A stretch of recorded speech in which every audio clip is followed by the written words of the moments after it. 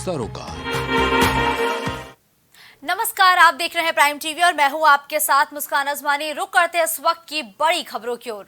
पश्चिमी यूपी में भारतीय जनता पार्टी चुनावी मोड में सक्रिय हो चुकी है, जहां अगले एक हफ्ते में यूपी के मुख्यमंत्री योगी आदित्यनाथ के 3 बड़े कार्यक्रम तय हो गए हैं, जिसके तुरंत बाद प्रधानमंत्री नरेंद्र मोदी का भी कार्यक्रम है, जिसके लिए 12 से ज्यादा कैबिनेट मंत्रियों, संगठन के बड़े पदाधिकारियों को पार्टी कार्यक्रमों में वेस्ट यूपी में भेजा जा रहा है। इसी कड़ी में आज मुख्यमंत्री योगी आदित्यनाथ गाजियाबाद जाएंगे, जहां सीएम रैपिड रेल प्रोजेक्ट का निरीक्षण करेंगे।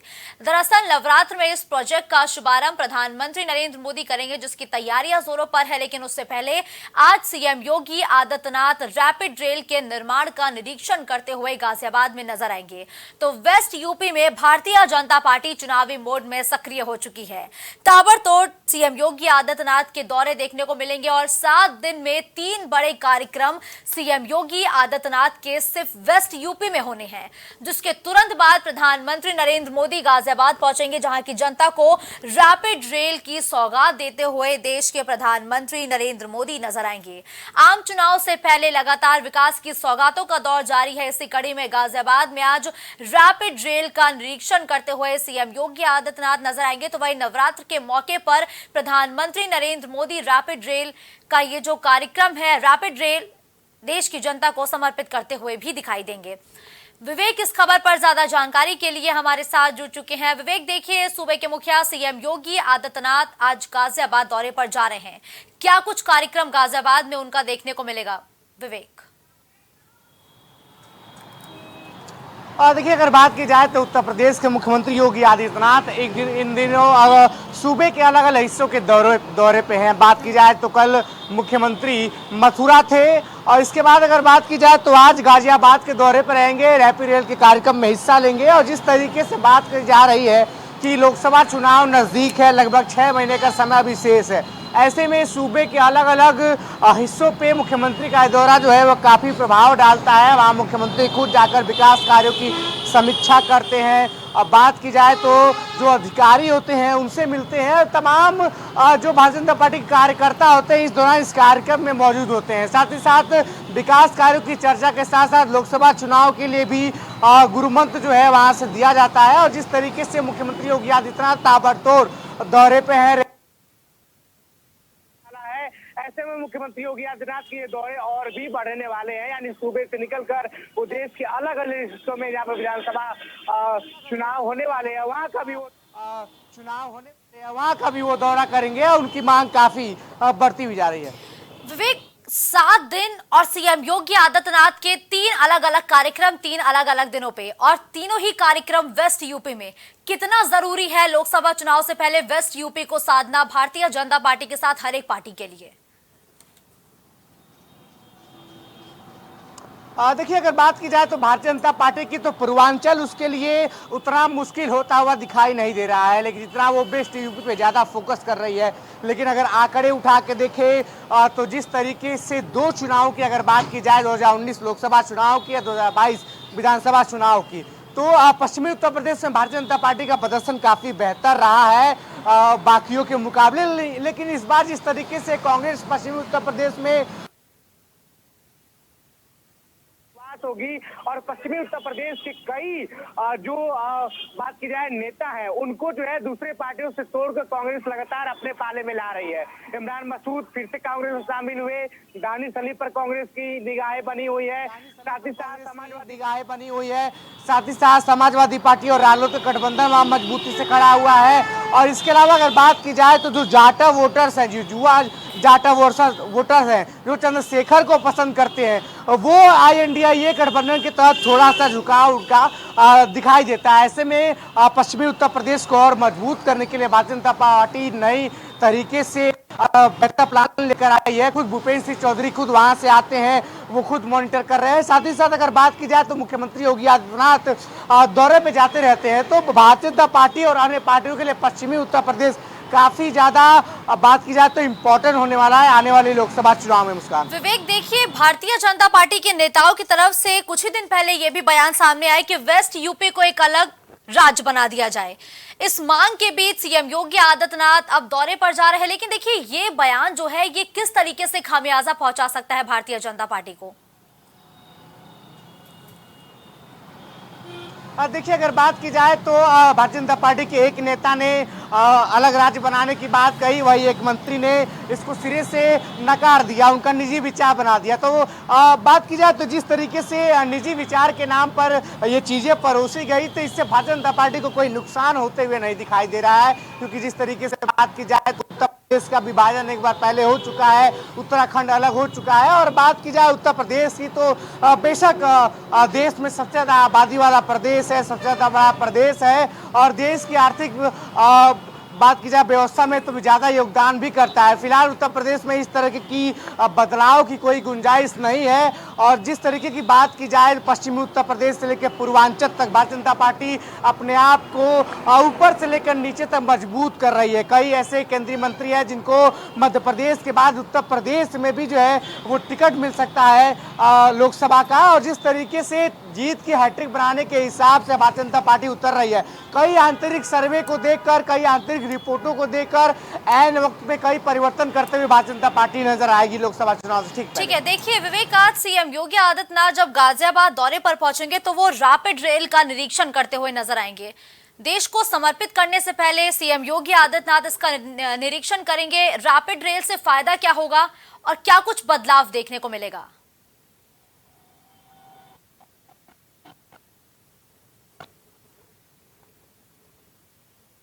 स्तर पर कितना कामयाब हो पाती है, और सबसे जरूरी बात ये होती है क्योंकि जिस तरीके से सरकारी योजनाओं की अगर बात की जाए तो केंद्र सरकार से लेकर राज्य सरकार तक ऐसी कई योजनाएं हैं जिससे लाभार्थी लाभान्वित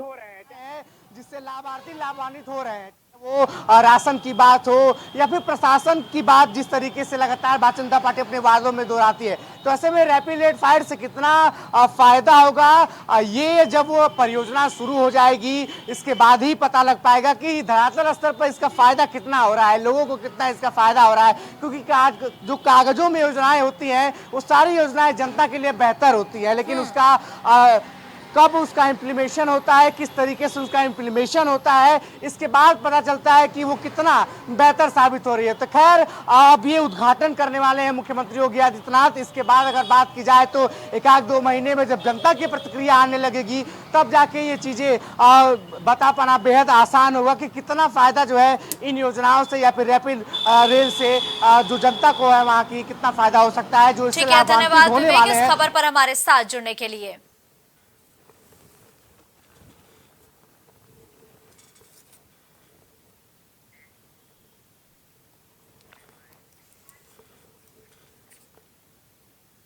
बिहार में बक्सर जिले के रघुनाथपुर स्टेशन के पास बड़ा ट्रेन हादसा हुआ है। वहां नॉर्थ ईस्ट एक्सप्रेस ट्रेन की बोगियां पलटने और पटरी से उतरने के कारण 4 लोगों की मौत की पुष्टि की जा चुकी है और 70 से ज्यादा लोग घायल हो गए हैं। कुल 21 बोगियां डीरेल हुई हैं और मौके पर एनडीआरएफ द्वारा राहत और बचाव का काम लगातार जारी है। फंसे हुए यात्रियों को एक विशेष ट्रेन से गंतव्य के लिए रवाना किया गया है। रेलवे ने 21 ट्रेनों का रूट भी डायवर्ट किया है। रेल मंत्री अश्विनी वैष्णव ने कहा कि घटना के कारण का पता लगाने के लिए कमेटी गठित की जाएगी। तो देखिए एक बार फिर से बड़ा रेल हादसा हुआ है और बक्सर में तकरीबन 21 बोगियां ऐसी थी जो डीरेल हो गई है। नॉर्थ ईस्ट एक्सप्रेस जो है वो पटरी से उतर गई है और इस वजह से कुल 4 लोगों की मौत की पुष्टि भी की जा चुकी है, जबकि 100 से ज्यादा लोगों के घायल होने की बात कही जा रही है। बालासोर ट्रेन हादसा वो सभी को याद होगा, लेकिन उसके बाद अब एक ये बड़ा हादसा हुआ है जिसमें गाड़ी डीरेल होने से 4 लोगों की मौत की पुष्टि की जा चुकी है। राहत और बचाव का काम लगातार जारी है। मौके पर राहत और बचाव का काम जारी है। रेस्क्यू टीमें पहुंच चुकी है जो लगातार लोगों को रेस्क्यू करते हुए सुरक्षित स्थानों पर भेज रही हैं।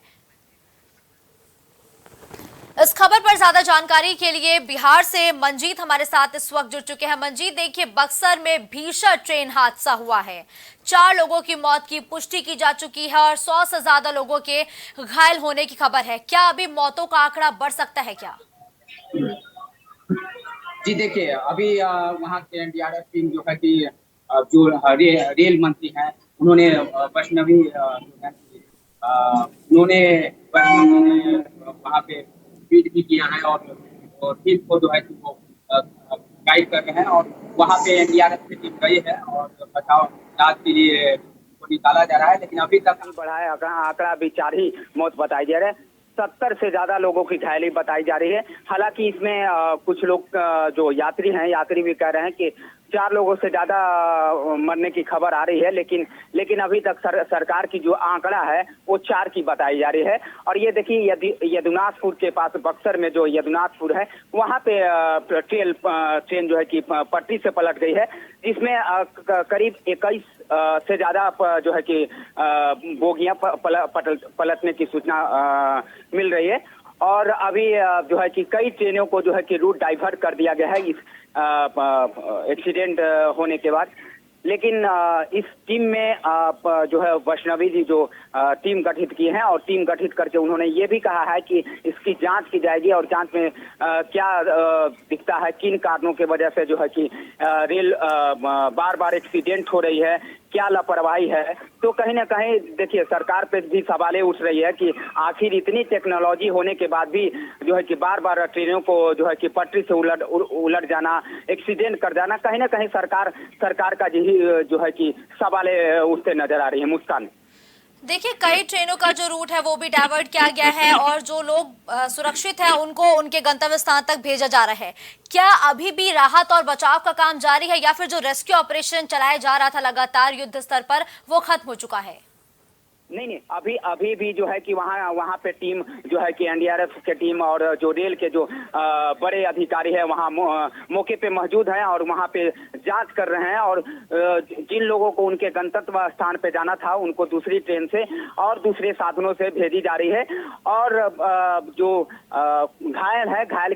घायल हुए हैं लोग, उनको इलाज के लिए नजदीकी अस्पताल हो या रेलवे की हॉस्पिटल हो वहाँ पे भेजी जा रही है। और अभी तक तो जो एक्सीडेंट हुआ है, जिनकी मृत्यु हुई है, उसकी अभी तो घोषणा नहीं की गई है कि उनकी मृत्यु के बाद क्या उनकी जो है कि मुआवजा दी जाएगी, इसकी अभी घोषणा नहीं की गई है। और लोगों को अपनी गंतव्य स्थान पे भेजी जा रही है। लेकिन सवाल यहाँ पे लोगों का ये भी जो यात्री सवाल खुद कर रहे हैं कि क्या हम ट्रेन से चल रहे हैं तो क्या हमारी जिंदगी सुरक्षित नहीं है, क्या हम बिल्कुल। देखिए मंजीत, ये सवाल उठना भी लाजमी है क्योंकि 1200 ट्रेन हादसा सभी को याद होगा जब 3 ट्रेनों के आपस में जबरदस्त भिड़ंत हुई थी, कई लोगों की मौत भी हो गई थी। अब ये दूसरा बड़ा हादसा कहा जा रहा है जिसमें मौतों का आंकड़ा लगातार बढ़ सकता है, लेकिन इस हादसे की वजह क्या है, क्या वजह बताई गई है फिलहाल?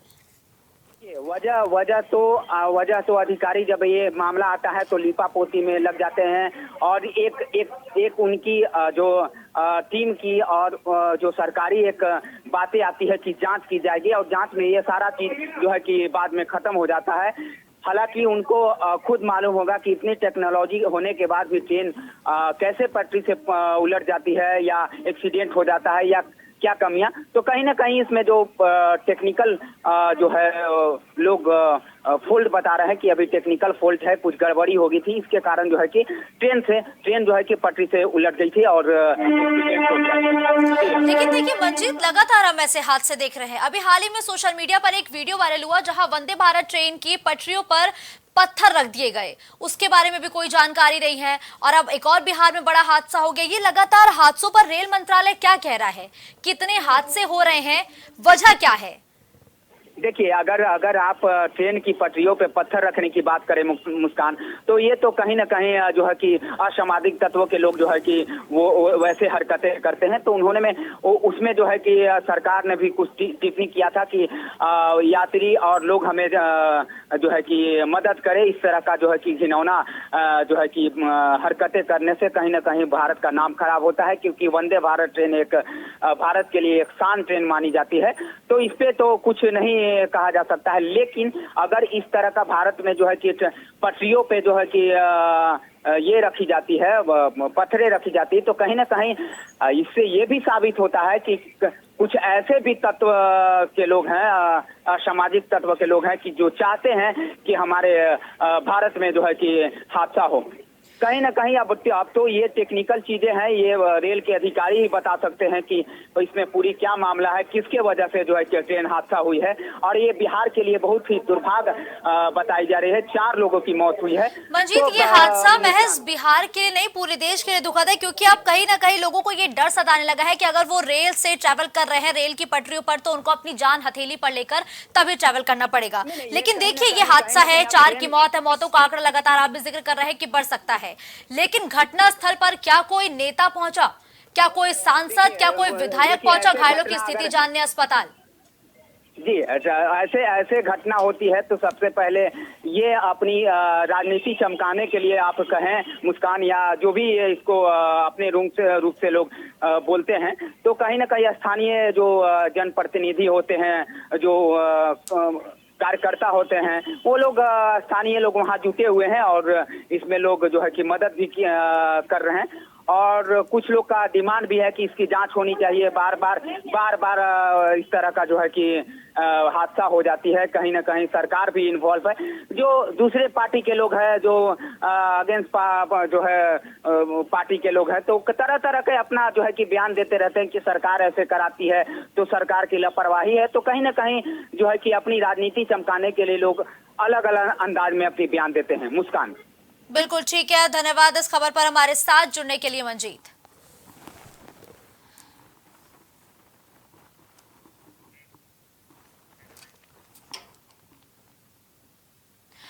कानपुर के सीसामऊ के सपा विधायक इरफान सोलंकी और उसके भाई रिजवान सोलंकी के खिलाफ दर्ज आपराधिक मामले को लेकर इलाहाबाद हाईकोर्ट में आज सुनवाई होगी।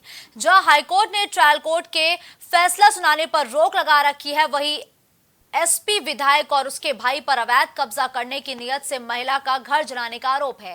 इरफान सोलंकी फिलहाल महाराजगंज जेल में बंद है और इरफान सोलंकी के केस पर आज एक बड़ी और अहम सुनवाई इलाहाबाद हाईकोर्ट में होगी। महिला का घर जलाने का आरोप सपा विधायक पर लगाया गया था और आज इलाहाबाद हाईकोर्ट उस मामले पर अपना फैसला भी सुना सकता है। तो इरफान सोलंकी केस पर आज एक बड़ी और अहम सुनवाई होनी है। समाजवादी पार्टी के विधायक है इरफान सोलंकी। इस खबर पर ज्यादा जानकारी के लिए प्रयागराज से हमारे सहयोगी पवन जुड़ चुके हैं। पवन, देखिए, आज अहम सुनवाई होनी है सपा विधायक के मामले पे। क्या इरफान सोलंकी को पेश किया जाएगा या फिर वीडियो कॉन्फ्रेंसिंग के जरिए उनकी पेशी होनी है? जी बिल्कुल मुस्कान, देखिए सबसे बड़ी बात तो आज ये है कि सपा विधायक इरफान सोलंकी तथा उसके भाई रिजवान सोलंकी मामले में आज इलाहाबाद हाईकोर्ट में सुनवाई है और निश्चित रूप से ये कयास लगाया जा रहा है कि हो सकता है इरफान सोलंकी तथा उसके भाई को यहाँ पर पेश किया जाए। लेकिन जिस तरीके से इरफान सोलंकी महाराजगंज के जेल में बंद है, तो ऐसे में हो सकता है कि वहां से वीडियो कॉन्फ्रेंसिंग के माध्यम से यहाँ पर कोर्ट में सुनवाई हो। हालांकि कोर्ट ने ट्रायल कोर्ट में इसका फैसला सुनाने से रोक लगा रखी है और इरफान सोलंकी तथा उसके भाई रिजवान सोलंकी पर महिला के घर जलाने का आरोप है। तो ऐसे में यह जो है आज बहुत बड़ा फैसला कहा जा सकता है कि हाईकोर्ट सुना सकता है। लेकिन अब जिस तरीके से आज यहाँ पर हाईकोर्ट में इस पूरे मामले को लेकर सुनवाई है, तो निश्चित रूप से जो लोगों की निगाहें है वो इलाहाबाद हाईकोर्ट के फैसले पर टिकी हुई है। हालांकि अब देर शाम तक किस तरीके से फैसला होगा, किस तरीके से सुनवाई होगी, हाईकोर्ट उस पर क्या फैसला सुनाता है, निश्चित रूप से ये महत्वपूर्ण होगा। जी ठीक है पवन, देखिए, ट्रायल कोर्ट ने अभी फैसला सुनाने पर रोक लगा रखी है, लेकिन इलाहाबाद हाईकोर्ट आज इस मसले पर सुनवाई करेगा। अभी तक इस केस में क्या कुछ हुआ है? जी बिल्कुल, देखिए अभी इस पूरे मामले को लेकर इलाहाबाद हाईकोर्ट में कई बार इसकी सुनवाई हुई और फैसला जो है वो चलाया और आज की जो डेट रखी गई है, तो ऐसे में ये कहा जा रहा था कि इरफान सोलंकी को महाराजगंज के जेल से लाकर यहाँ पर पेश किया जा सकता है। लेकिन अब जिस तरीके से तस्वीरें, ऐसे में ये कयास लगाए जा रहे हैं कि इरफान सोलंकी को वीडियो कॉन्फ्रेंसिंग के माध्यम से एमपी एमएलए कोर्ट में पेश किया जाएगा। हालांकि पूरे मामले को लेकर अभी तक जिस तरीके से सुनवाई हुई है, ऐसे में आज ये सबसे अहम दिन है और ये कहा जा रहा है कि आज पूरे मामले को लेकर इलाहाबाद हाईकोर्ट अपना फैसला सुना सकता है। तो निश्चित रूप से आज का दिन जो है वो बहुत ही महत्वपूर्ण माना जा रहा है। अब जिस तरीके से सुनवाई और किस तरीके से देर शाम तक फैसला आएगा, ये जब तक इसकी आधिकारिक पुष्टि नहीं हो जाती तब तक इस पे कहना थोड़ी सी जल्दबाजी कही जा सकती है। जी बिल्कुल पवन, देखिए, इलाहाबाद हाईकोर्ट में आज इरफान सोलंकी का जो मसला चल रहा है उस पर एक बड़ी और अहम सुनवाई होनी है। कब से ये सुनवाई शुरू होने की उम्मीद है? अब जिस तरीके से बातें सामने आई उस पर यह कहा गया है कि करीब 12 बजे से इस पूरे मामले को लेकर सुनवाई होगी और देर शाम तक इस पूरे मामले का जो फैसला है वो आने की उम्मीद जताई जा रही है। हालांकि जिस तरीके से अभी इस पूरे मामले को लेकर ट्रायल कोर्ट में सुनवाई चल रही थी, ऐसे में हाईकोर्ट ने ट्रायल कोर्ट में इस पूरे मामले को लेकर फैसला देने पर रोक लगा रखी है। तो ऐसे में इरफान सोलंकी तथा उसके भाई रिजवान सोलंकी के मामले को लेकर एमपी एमएलए कोर्ट में आज जिस तरीके से सुनवाई होगी, अब सुनवाई के बाद अब देखिए किस तरीके से हाईकोर्ट इसमें अपना फैसला सुनाएगा। निश्चित रूप से ये महत्वपूर्ण है और देर शाम तक जो है इसका पूरा फैसला आने की उम्मीद जताई जा रही है। जी बिल्कुल ठीक है, धन्यवाद पवन इस खबर पर हमारे साथ जुड़ने के लिए।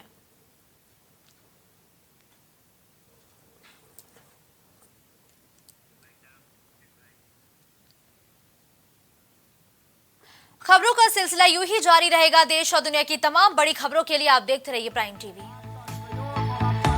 कुछ भाव पुष्प। आप देख रहे हैं प्राइम टीवी।